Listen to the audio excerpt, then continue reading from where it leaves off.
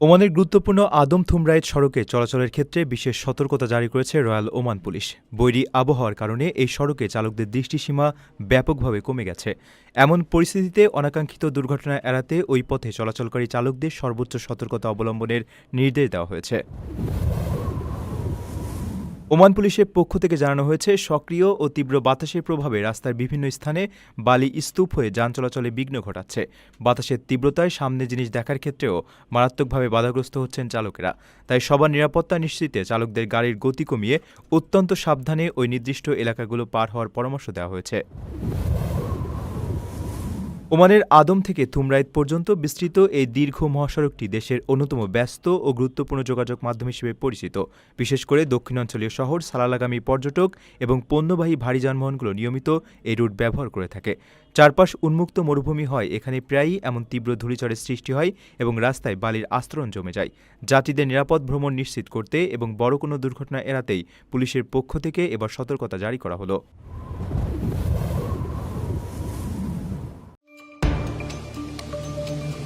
প্রবাসীদের জন্য বড় ধরনের সুসংবাদ নিয়ে এসেছে সরকার। আগামী আগস্টের মধ্যে পরীক্ষামূলকভাবে প্রবাসী কার্ড চালুর সিদ্ধান্ত নিয়েছে প্রবাসী কল্যাণ ও বৈদেশিক কর্মসংস্থান মন্ত্রণালয়।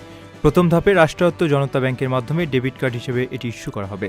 ডিসেম্বরের মধ্যে 50,000 এবং আগামী বছরের জুনের মধ্যে মোট 2 লাখ প্রবাসীর হাতে এই কার্ড বিতরণের লক্ষ্যমাত্রা নির্ধারণ করা হয়েছে।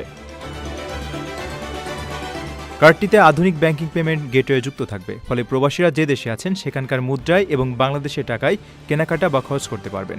এছাড়া প্রবাসে বসেই পরিবারের সদস্যদের জন্য দেশের নির্দিষ্ট সীমার কেনাকাটা করে দেওয়া যাবে।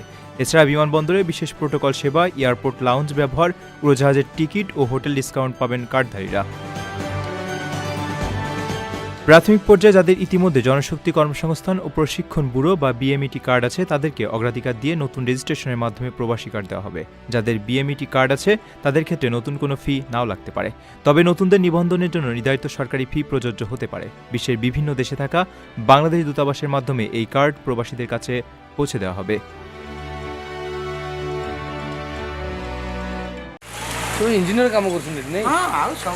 সুদূর প্রবাসে স্বপ্নের পেছনে ছুটতে গিয়ে একটু অসতর্কতায় প্রায়ই বড় বিপদে পড়েন অনেক বাংলাদেশি। সৌদি আরবে বসবাসরত প্রবাসীদের অনাকাঙ্ক্ষিত আইনি জটিলতা থেকে রক্ষায় এবার বিশেষ সতর্কবার্তা দিয়েছে জেদ্দাস্থ বাংলাদেশ কনস্যুলেট। প্রবাসীদের নিরাপদ জীবন ও দেশের ভাবমূর্তি অক্ষুণ্ণ রাখতে সম্প্রতি এক বিজ্ঞপ্তির মাধ্যমে জরুরি এসব নির্দেশনা দেওয়া হয়। বিজ্ঞপ্তিতে কনস্যুলেট জানিয়েছে, সৌদি আরবের স্থানীয় আইন অমান্য করে সামাজিক মাধ্যমে জনশৃঙ্খলা বিরোধী পোস্টে লাইক, শেয়ার বা মন্তব্য করা থেকে সম্পূর্ণ বিরত থাকতে হবে। না বুঝে কোনো কাগজে স্বাক্ষর দেওয়া এবং নিজের ইকামার অধীনে অন্যের জন্য সিম বা গাড়ি কেনা কঠোরভাবে নিষেধ করা হয়েছে। বর্তমানে প্রায় 30 লাখ বাংলাদেশি সৌদি আরবে কর্মরত, যাদের ঘামঝরা আয় দেশের অর্থনীতির বড় শক্তি। তাই ইকামার শর্ত ভেঙে অন্য স্থানে কাজ করা, অবৈধ ব্যবসা বা অজানা মাধ্যমে আর্থিক লেনদেন করে প্রতারিত না হতে আহ্বান জানিয়েছে কনস্যুলেট। এই সতর্কবার্তা প্রবাসীদের রক্ষা কবচ হিসেবে কাজ করবে।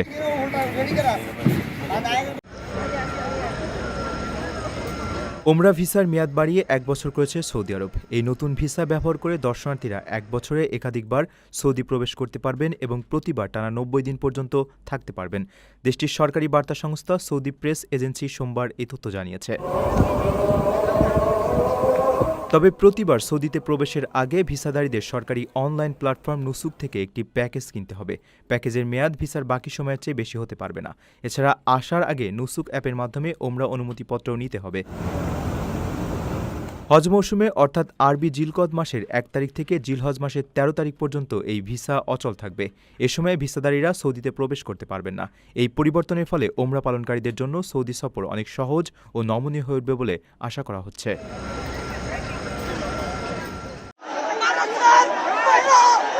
প্রশ্নপত্র ফাঁসের বিরুদ্ধে শিক্ষা ব্যবস্থায় সংস্কার ও কেন্দ্রীয় শিক্ষামন্ত্রী ধর্মেন্দ্র প্রধানের পদত্যাগের দাবিতে শুরু হওয়া ছাত্র যুব আন্দোলন মাত্র 3 দিনের ব্যবধানে ভারতের বিভিন্ন প্রান্তে ছড়িয়ে পড়েছে। পুলিশের লাঠিচার্জ, টিয়ারশেল ও ধরপাকড়ের পর আন্দোলন আরও বেগ পায়। পর্যবেক্ষকদের মতে সাম্প্রতিক বছরগুলোতে এটি নরেন্দ্র মোদী সরকারের বিরুদ্ধে সবচেয়ে বড় যুব নেতৃত্বাধীন গণ আন্দোলনে পরিণত হয়েছে। সংঘর্ষে বহু আন্দোলনকারী আহত হন ও শতাধিক ব্যক্তিকে আটক করা হয়। এরপর মুম্বাই, বেঙ্গালুর ও গোয়ায় সংহতি সমাবেশ অনুষ্ঠিত হয়। বিভিন্ন বিশ্ববিদ্যালয়ের শিক্ষার্থী, জনপ্রিয় অভিনেতা অভিনেত্রী ও নাগরিক সমাজের প্রতিনিধিরা দিল্লির আন্দোলনের প্রতি সমর্থন জানিয়ে রাস্তায় নামেন। একই দিনে হায়দ্রাবাদ, ইন্দোর, দেরাদুন ও লাদাখে বিক্ষোভ ও সংহতি সমাবেশ অনুষ্ঠিত হয়। দেশের বাইরে লন্ডন ও আরও কয়েকটি শহরে ভারতীয় শিক্ষার্থীরা ও প্রবাসীরাও আন্দোলনের প্রতি সমর্থন জানান। আন্দোলনের জেরে বুধবার ভারতের সংসদের অধিবেশনও উত্তপ্ত হয়ে ওঠে। এমন পরিস্থিতিতে কৌতূহল জাগছে, দেশটির প্রধানমন্ত্রী নরেন্দ্র মোদী কি ক্ষমতা ছেড়ে পালাতে চলেছেন? যদিও বৃহস্পতিবার সকাল সকাল নতুন ঘোষণা দিয়ে তিনি বলেছেন, যারা প্রশ্নপত্র ফাঁসের সঙ্গে জড়িত তাদের বিচারের মুখোমুখি করা হবে এবং তা হবে দ্রুত বিচার আদালতে। তবে তাতে খুব একটা কাজ হবে বলে মনে হচ্ছে না, কারণ বিক্ষোভকারীরা শিক্ষামন্ত্রী ধর্মেন্দ্র প্রধানের পদত্যাগ ছাড়াও নরেন্দ্র মোদীকেও ক্ষমা চাইতে বলেছেন।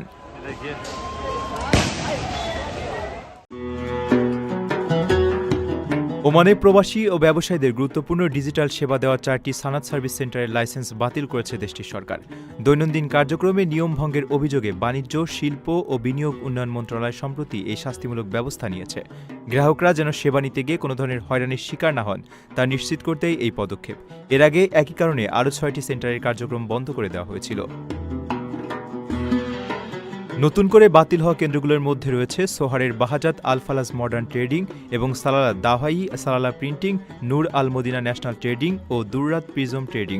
ভবিষ্যতে আইনি ঝামেলা এড়াতে লাইসেন্সপ্রাপ্ত বাকি কেন্দ্রগুলোকেও কঠোরভাবে সরকারি নিয়ম মেনে চলার নির্দেশ দেওয়া হয়েছে। সাধারণ মানুষ যেন ভোগান্তি ছাড়া সেবা পান তা নিশ্চিতে নিয়মিত নজরদারি অব্যাহত থাকবে বলে জানিয়েছেন সংশ্লিষ্ট কর্মকর্তারা। এদিকে বাতিল হওয়া কেন্দ্রগুলোর কারণে গ্রাহকদের সেবায় যেন কোনো ব্যাঘাত না ঘটে, সেজন্য নতুন আরও 10টি সানাত কেন্দ্র চালুর ঘোষণা দিয়েছে ওমান সরকার।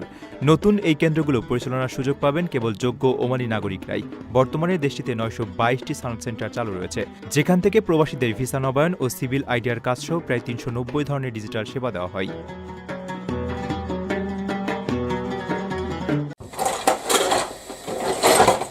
সৌদি আরবে অবস্থানরত প্রবাসী গৃহকর্মী ও তাদের নিয়োগকর্তাদের জন্য এলো দারুণ সুখবর। এখন থেকে কর্মীদের আবাসিক অনুমতিপত্র বা আকামা ইস্যু ও নবায়নে বড় পরিবর্তন এনেছে দেশটির সরকার। আগে 1 বা 2 বছরের জন্য এককালীন ফি দিয়ে আকামা করতে হলেও এখন ন্যূনতম 3 মাসের মেয়াদ বেছে নেওয়ার সুযোগ থাকছে। যুগান্তকারী এই সিদ্ধান্তে নিয়োগকর্তাদের আর্থিক চাপ অনেকটাই কমবে। নতুন নিয়মে নিয়োগকর্তারা এখন 3 থেকে 24 মাস পর্যন্ত সুবিধামতো আকামার মেয়াদ নির্ধারণ করতে পারবেন। প্রক্রিয়াটি আপসের প্ল্যাটফর্মের মাধ্যমে ডিজিটাল পদ্ধতিতে সম্পন্ন হবে। সবচেয়ে বড় সুবিধা হল নবায়নের ফি এখন থেকে ত্রৈমাসিক কিস্তিতেও পরিশোধ করা যাবে। ফলে বিশাল অঙ্কের টাকা একসঙ্গে জমা দেওয়ার দীর্ঘদিনের ভোগান্তি আর থাকছে না। সরকারি প্রক্রিয়া সহজ করতে এবং আর্থিক ব্যবস্থাপনায় নমনীয়তা আনতেই এমন উদ্যোগ নিয়েছে সৌদি স্বরাষ্ট্র মন্ত্রণালয়। ডিজিটাল সেবা সম্প্রসারণের এই যুগোপযোগী পরিকল্পনায় দেশটিতে কর্মরত লাখো প্রবাসী ও তাদের নিয়োগকর্তারা সরাসরি উপকৃত হবেন।